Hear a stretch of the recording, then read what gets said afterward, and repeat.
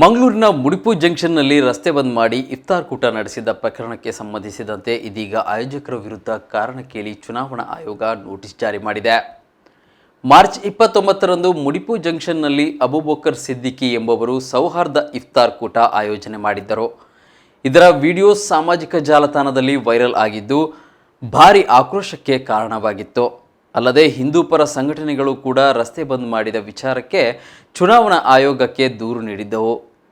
ಈ ಹಿನ್ನೆಲೆ ಸ್ವಯಂ ಪ್ರೇರಿತ ದೂರು ದಾಖಲಿಸಿಕೊಂಡಿರುವ ಚುನಾವಣಾ ಆಯೋಗ ರಸ್ತೆ ಬಂದ್ ಮಾಡಿ ಇಫ್ತಾರ್ ಕೂಟ ಆಯೋಜನೆ ಮಾಡಿದ ಅಬೂಬಕರ್ ಸಿದ್ದಿಕಿ ಎಂಬುವರಿಗೆ ನೋಟಿಸ್ ಜಾರಿ ಮಾಡಿದೆ. ನೋಟಿಸ್ನಲ್ಲಿ ಕಾರ್ಯಕ್ರಮ ಆಯೋಜನೆಗೆ ಮೊದಲು ಅನುಮತಿ ಪತ್ರ ನೀಡಲಾಗಿತ್ತು. ಆದರೆ ಅನುಮತಿ ಪತ್ರದ ಷರತ್ತು ಉಲ್ಲಂಘಿಸಿ ಕಾರ್ಯಕ್ರಮದ ಆಯೋಜನೆ ಮಾಡಲಾಗಿದೆ ಎಂದು ತಿಳಿಸಲಾಗಿದ್ದು, ರಸ್ತೆ ಬಂದ್ ಮಾಡಿ ಇಫ್ತಾರ್ ಕೂಟ ಮಾಡಿದ ವಿಡಿಯೋ ಸಾಮಾಜಿಕ ಜಾಲತಾಣದಲ್ಲಿ ವೈರಲ್ ಆಗಿದೆ.